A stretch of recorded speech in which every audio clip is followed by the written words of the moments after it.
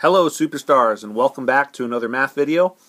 If you're following along with Go Math, this is chapter 7.9, or if we call it by the subject, this is how to multiply mixed numbers. Alright, let's get started. We'll take a look at two different methods. Here's method number one, and this is to use a model. So here's the problem: 1/3 times 1 1/4. Now remember, that multiplication symbol, we can also call it groups of.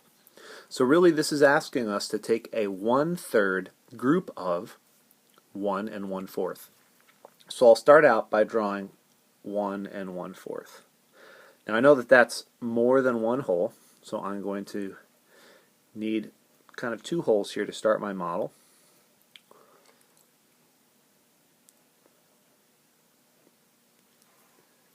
And then let's see, I'll shade this in a bit. So we have, here's my one whole split into fourths, and then I'll shade in one more fourth. So now I'm looking at 1 1/4. Now this asks for a 1/3 group of that. So I will make 1/3 lines here. So I've split it into thirds now. And this is the 1/3 on the top. This is the 1/3 that I'm going to be talking about right here.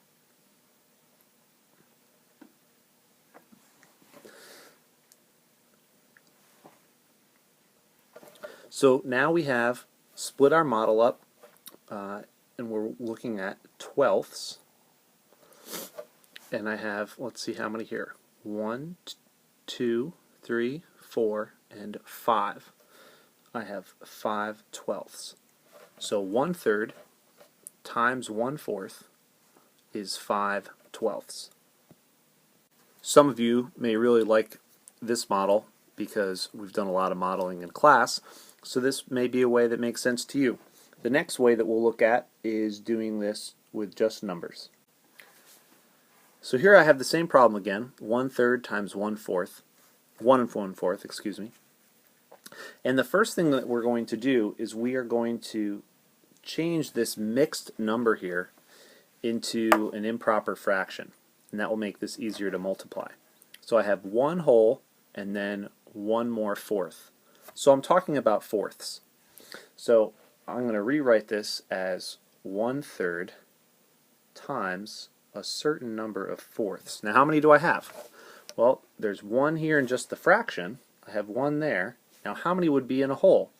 Well, I'm talking about fourths, so 4 fourths would be in the whole, plus the one more extra fourth makes this 5 fourths.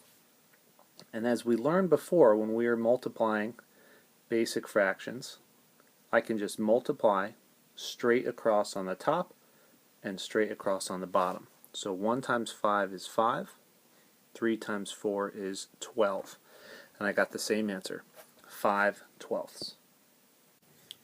Okay, I hope that video was helpful.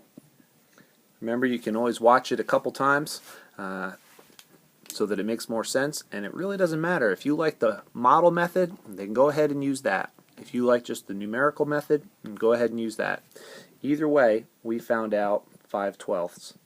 So it didn't matter which method we used. We got the same answer. Alright, have a great day, superstars, and we'll see you next time.